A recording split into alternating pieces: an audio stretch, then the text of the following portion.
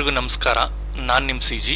ಈ ವಿಡಿಯೋದಲ್ಲಿ Excel basics ಬಗ್ಗೆ ತಿಳಿಯೋಣ. ಸೊ ಮೊದಲಿಗೆ ಎಕ್ಸೆಲ್ ಅನ್ನ ಹೇಗೆ ಓಪನ್ ಮಾಡೋದು ಅಂತ ಹೇಳಿದ್ರೆ, ಸೊ ಮೊದಲು ನಿಮ್ಮ ಕಂಪ್ಯೂಟರ್ ವಿಂಡೋಸ್ ಆಪರೇಟಿಂಗ್ ಸಿಸ್ಟಮ್ನ ಸ್ಟಾರ್ಟ್ ಮೆನುಗೆ ಹೋಗಿ ನೀವು ಸ್ಕ್ರೋಲ್ ಡೌನ್ ಮಾಡಿದರೆ ಇಲ್ಲಿ ನೋಡ್ಬೋದು. ಇಲ್ಲಿ ಎಕ್ಸೆಲ್ 2016 ಯೂಸ್ ಮಾಡ್ತಿದ್ದೀನಿ. ಇಲ್ಲಿ ಡಬಲ್ ಕ್ಲಿಕ್ ಮಾಡಿದರೆ ಸೊ ಈ ರೀತಿ ವಿಂಡೋ ಓಪನ್ ಆಗುತ್ತೆ.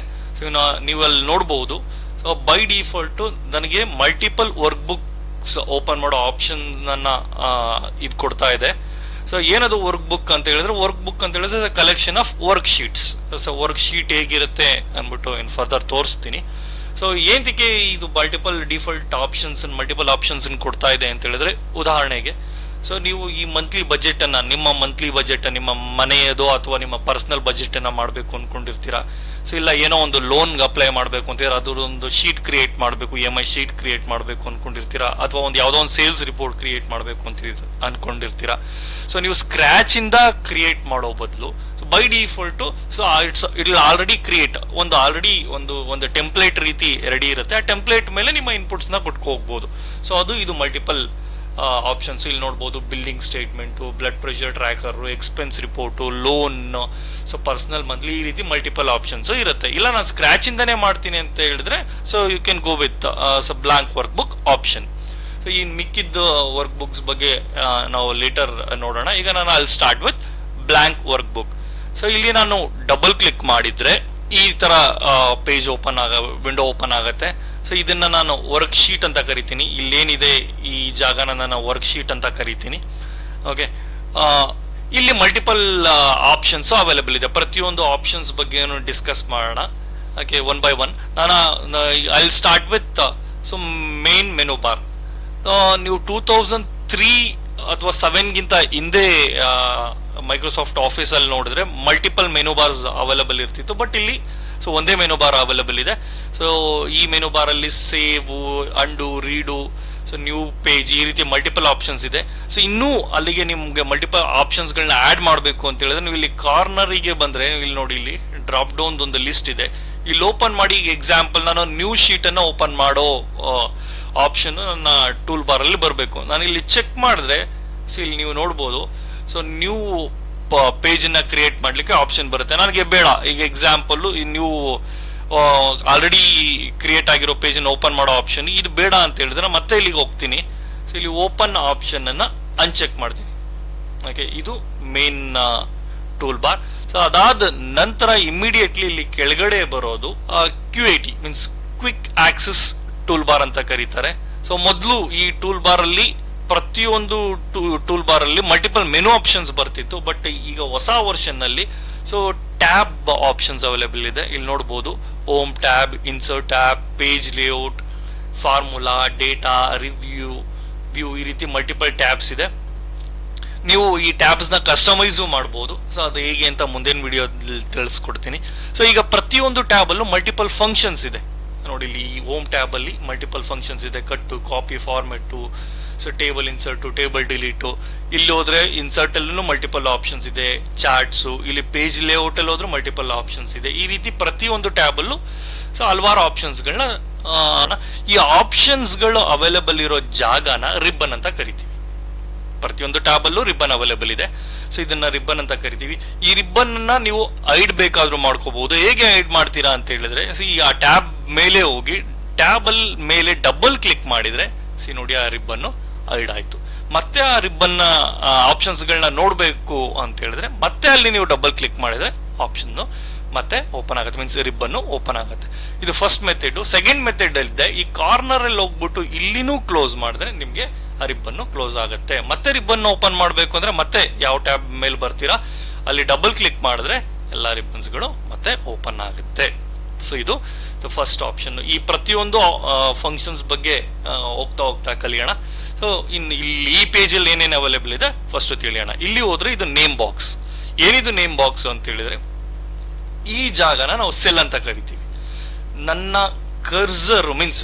ಕರ್ಸರ್ ಯಾವ ಸೆಲ್ ಅಲ್ಲಿ ಇದೆ ಅದನ್ನ ರೆಪ್ರೆಸೆಂಟ್ ಮಾಡುತ್ತೆ ಈ ನೇಮ್ ಬಾಕ್ಸ್.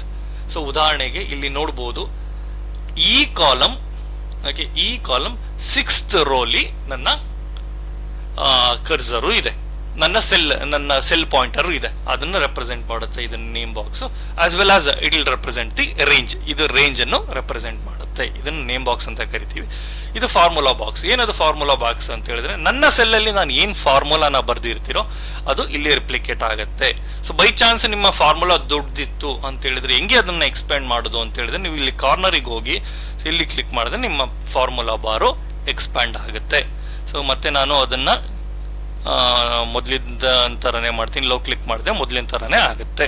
ಸೊ ಈ ಎಂಟೈರ್ ಕಾಲಮ್ ನ ಸೆಲೆಕ್ಟ್ ಮಾಡಬೇಕು ಅಂತ ಹೇಳಿದ್ರೆ, ಈ ಕಾಲಮ್ ಹೆಡಿಂಗ್ ಮೇಲೆ ನಾನು ಕ್ಲಿಕ್ ಮಾಡಿದ್ರೆ ಎಂಟೈರ್ ಕಾಲಮ್ ಸೆಲೆಕ್ಟ್ ಆಗುತ್ತೆ. ಸೊ ಇದನ್ನ ರೋಸ್ ಅಂತ ಕರಿತೀವಿ, ಈ ನಂಬರ್ ಇರೋದನ್ನ ರೋಸ್ ಅಂತ ಕರಿತೀವಿ.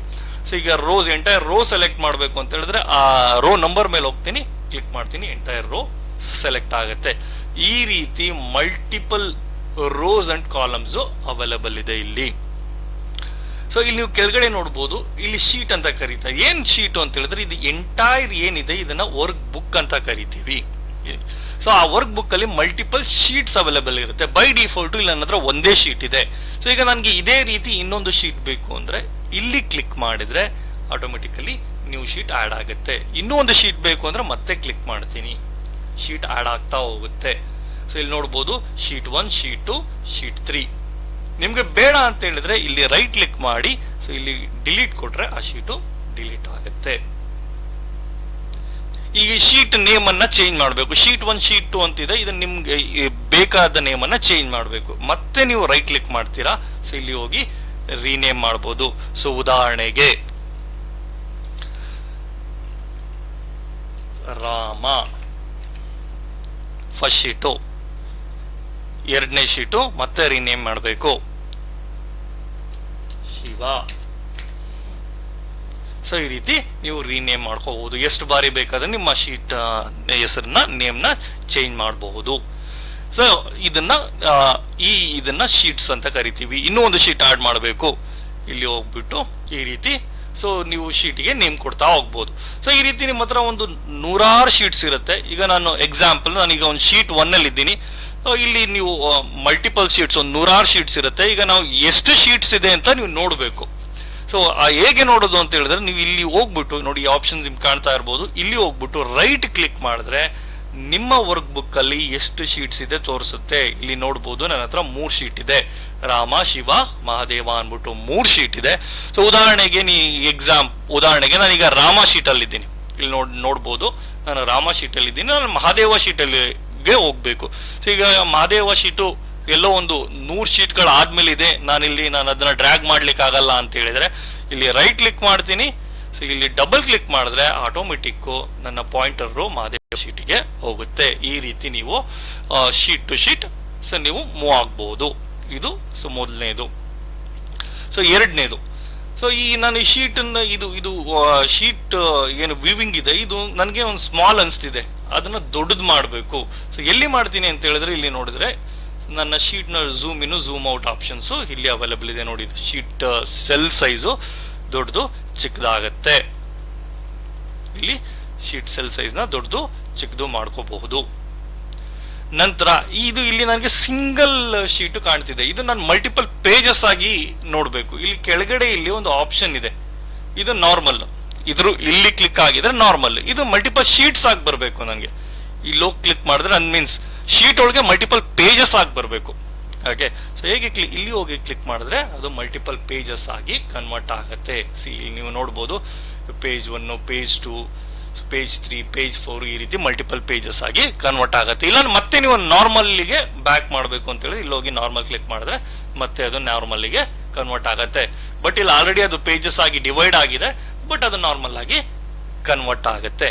ಸೊ ಮತ್ತೆ ಇಲ್ಲಿ ನಾನು ಮೂವ್ ಮಾಡಬೇಕು. ಇಲ್ಲಿ ಏಲಿದ್ದೀನಿ, ಇಲ್ಲಿ ನೋಡ್ಬೋದು ವೀಲ್ ಇದೆ. ನಾನು ಮುಂದೆ ಹೋಗ್ಬೇಕು ಅಂತ ಹೇಳಿದ್ರೆ ಮತ್ತೆ ಇಲ್ಲಿ ನೋಡ್ಬೋದು ಇಲ್ಲಿ 30 ಇದೆ, ನಾವು 31, 32 ಹೋಗ್ಬೇಕು ಅಂದ್ರೆ ಇಲ್ಲಿ 2 ಆಪ್ಷನ್ ಇದೆ. ಸೊ ಇದು ವರ್ಟಿಕಲಿ ಮೂವ್ ಮಾಡ್ಲಿಕ್ಕೆ, ಇದು ಹಾರಿಜಾಂಟಲಿ ಮೂವ್ ಮಾಡ್ಲಿಕ್ಕೆ 2 ಆಪ್ಷನ್ ನಮ್ಮಲ್ಲಿ ಅವೈಲೇಬಲ್ ಇದೆ. ಇದು ವರ್ಟಿಕಲಿ ಮೂವ್ ಮಾಡ್ಲಿಕ್ಕೆ, ಇದು ಹಾರಿಜಾಂಟಲಿ ಮೂವ್ ಮಾಡ್ಲಿಕ್ಕೆ. ಸೊ ಇಲ್ಲಿ ಮಲ್ಟಿಪಲ್ ಬಟನ್ಸ್ ಅವೈಲೇಬಲ್ ಇದೆ. ಸೊ ಇದನ್ನ ಮಿನಿಮೈಸ್ ಮಾಡ್ಲಿಕ್ಕೆ ಮತ್ತೆ ಅದನ್ನ ಮ್ಯಾಕ್ಸಿಮೈಸ್ ಮಾಡ್ಲಿಕ್ಕೆ, ಕ್ಲೋಸ್ ಮಾಡ್ಲಿಕ್ಕೆ ಮಲ್ಟಿಪಲ್ ಬಟನ್ಸ್ ಅವೈಲೇಬಲ್ ಇದೆ. ನಂತರ ಈಗ ನಾನು ಇದರಲ್ಲಿ ಏನೋ ಡೇಟಾನ ಟೈಪ್ ಮಾಡಬೇಕು. ಹೇಗೆ ಟೈಪ್ ಮಾಡ್ತೀನಿ ಅಂತ ಹೇಳಿದ್ರೆ ಇಲ್ಲಿ ಹೋಗ್ಬಿಟ್ಟು ಡಬಲ್ ಕ್ಲಿಕ್ ಮಾಡ್ತೀನಿ. ಡಬಲ್ ಕ್ಲಿಕ್ ಮಾಡಿದ ತಕ್ಷಣ ನನಗೆ ಎಡಿಟ್ ಆಪ್ಷನ್ಸ್ ಬರುತ್ತೆ. ನೀವು ಸಿಂಗಲ್ ಕ್ಲಿಕ್ ಮಾಡಿದ್ರೆ ಎಡಿಟ್ ಆಪ್ಷನ್ ಬರಲ್ಲ, ನೋಡ್ಬೋದಲ್ಲಿ ಸಿಂಗಲ್ ಕ್ಲಿಕ್ ಮಾಡಿದ್ರೆ ಎಡಿಟ್ ಆಪ್ಷನ್ ಬರ್ತಾ ಇಲ್ಲ. ಸೊ ಡಬಲ್ ಕ್ಲಿಕ್ ಮಾಡಬೇಕು ಎಡಿಟ್ ಆಪ್ಷನ್ ಬರಬೇಕು ಅಂದ್ರೆ. ಆರ್ ಎಲ್ಸ್ ನಾನು ಒಂದ್ಸಲ ಕ್ಲಿಕ್ ಮಾಡಿ ನೀವು F2 ಪ್ರೆಸ್ ಮಾಡಿದ್ರೆ ಎಡಿಟ್ ಆಪ್ಷನ್ ಬರುತ್ತೆ. ಸೊ ಉದಾಹರಣೆಗೆ ಇಲ್ಲಿ ನಾನು ಒಂದನ್ನು ಟೈಪ್ ಮಾಡ್ತೀನಿ. ಎಂತ ಟೈಪ್ ಮಾಡಿದೆ, ಆನಂದ್ ಅಂತ ಟೈಪ್ ಮಾಡಿದೆ. ಸೊ ಟೈಪ್ ಮಾಡಿದ ತಕ್ಷಣ ಸೊ ನೀವು ಅಲ್ಲಿ ನೋಡ್ಬೋದು, ಸೊ ಅಲ್ಲಿ ಟೈಪ್ ಆಗಿದೆ. ಈಗ ಮತ್ತೆ ಅದನ್ನ ನಾನು ಎಡಿಟ್ ಮಾಡಬೇಕು, ಆಯ್ತಾ. ಸೊ ನಾನು ಸಿಂಗಲ್ ಕ್ಲಿಕ್ ಮಾಡಿದ್ರೆ ಬರಲ್ಲ, ಅದನ್ನ ಡಬಲ್ ಕ್ಲಿಕ್ ಮಾಡಬೇಕು. ಡಬಲ್ ಕ್ಲಿಕ್ ಮಾಡಿದ ತಕ್ಷಣ ಎಡಿಟ್ ಆಪ್ಷನ್ ಅವೈಲೇಬಲ್ ಇರುತ್ತೆ. ನಂತರ ಸೊ ಈಗ ನಾನು ಈ ಮಲ್ಟಿಪಲ್, ಈಗ ಇಲ್ಲಿ ನಾನು ಒಂದ್ಸಲ ಕ್ಲಿಕ್ ಮಾಡಿದ್ರೆ ಒಂದು ಸೆಲ್ ಮಾತ್ರ ಸೆಲೆಕ್ಟ್ ಆಗುತ್ತೆ. ಉದಾಹರಣೆಗೆ ನಾನು ಒಂದು 10 ಸೆಲ್ ಅನ್ನ ಸೆಲೆಕ್ಟ್ ಮಾಡಬೇಕು. ನಾನು ಈ ರೀತಿ ಇಲ್ಲಿ ಕಾರ್ನರ್ ಅಲ್ಲಿ ಕ್ಲಿಕ್ ಮಾಡಿ ಈ ರೀತಿ ಡ್ರ್ಯಾಗ್ ಮಾಡಿದ್ರೆ ಹಾಗೆ ಇಲ್ಲಿ ನೋಡಿ ಮಲ್ಟಿಪಲ್ ಸೆಲ್ಸ್ ಸೆಲೆಕ್ಟ್ ಆಗುತ್ತೆ. ಇಷ್ಟೆಲ್ಲ ಸೆಲ್ಲು ಸೆಲೆಕ್ಟ್ ಆಗಿದೆ. ಇದನ್ನ ರೇಂಜ್ ಅಂತ ಕರೀತೀವಿ. 1 ಅನ್ನೋದು ಈ ವರ್ಕ್ ಬುಕ್ ನೇಮ್. ಅದನ್ನ ಬೇಕಾದ್ರೆ ಚೇಂಜ್ ಮಾಡ್ಕೋಬಹುದು. ಹೇಗೆ ಚೇಂಜ್ ಮಾಡೋದು ಅಂತ ಹೇಳಿದ್ರೆ, ಸೊ ಇಲ್ಲಿ ಈ 2016 ಅಲ್ಲಿ ಇಲ್ಲಿ ಫೈಲ್ ಆಪ್ಷನ್ ಇದೆ. ಅಂದ್ರೆ ಇದನ್ನ ಸೇವ್ ಮಾಡ್ಲಿಕ್ಕೆ, ಸೇವ್ ಆಸ್ ಮಾಡ್ಲಿಕ್ಕೆ ಮಲ್ಟಿಪಲ್, ಈ ಪ್ರತಿಯೊಂದು ಆಪ್ಷನ್ ಬಗ್ಗೆ ಲೇಟರ್ ಡಿಸ್ಕಸ್ ಮಾಡೋಣ. ಈಗ ನಾನು ಸೇವ್ ಆಪ್ಷನ್ ಬಗ್ಗೆ ತೋರಿಸ್ತೀನಿ. ಇಲ್ಲಿ ನಾನು ಸೇವಿಗೆ ಹೋದ್ರೆ ಯಾವ ಲೊಕೇಶನ್ ಅಲ್ಲಿ ಸೇವ್ ಮಾಡಬೇಕು ಕೇಳ್ತಾ ಇದೆ. ನಾನು ಇಲ್ಲಿ ಡೆಸ್ಕ್ಟಾಪ್ ಮೇಲೆ ಸೇವ್ ಮಾಡ್ತೀನಿ. ಡೆಸ್ಕ್ಟಾಪ್ ಅಲ್ಲಿ ಎಲ್ಲಿ ಸೇವ್ ಮಾಡಬೇಕು ಅಂತ ಕೇಳಿದ್ರೆ ನಾನು ನಾರ್ಮಲ್ ಪ್ಲೇನ್ ಡೆಸ್ಕ್ಟಾಪ್ ಮೇಲೆ ಸೇವ್ ಮಾಡ್ತೀನಿ. ಇಲ್ಲಿ ಫೈಲ್ ನೇಮ್ ಕೇಳ್ತಾ ಇದೆ.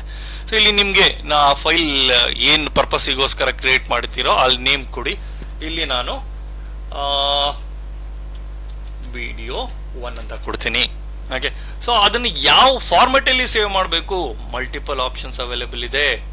ಸೊ ಮೊದಲು ಪ್ರೀವಿಯಸ್ ಎಲ್ಲ ಎಕ್ಸೆಲ್ ಎಕ್ಸ್ ಇತ್ತು, ಈಗ ಎಕ್ಸೆಲ್ ಎಕ್ಸ್ ಬಂದಿದೆ. ಸೊ ಆ ರೀತಿ ಮಲ್ಟಿಪಲ್ ಆಪ್ಷನ್ಸ್ ಇಲ್ಲಿ ಅವೈಲೇಬಲ್ ಇದೆ. ಸೊ ನೀವು ಡೈರೆಕ್ಟ್ಲಿ ಇದನ್ನ PDF ಆಗು ಕನ್ವರ್ಟ್ ಮಾಡಬಹುದು, ಅಥವಾ ಮ್ಯಾಕ್ರೋ ಎನೇಬಲ್ಡ್ ವರ್ಕ್ ಬುಕ್ ಆಗು, ಈ ರೀತಿ ಮಲ್ಟಿಪಲ್ ಆಪ್ಷನ್ಸ್ ಅವೈಲೇಬಲ್ ಇದೆ.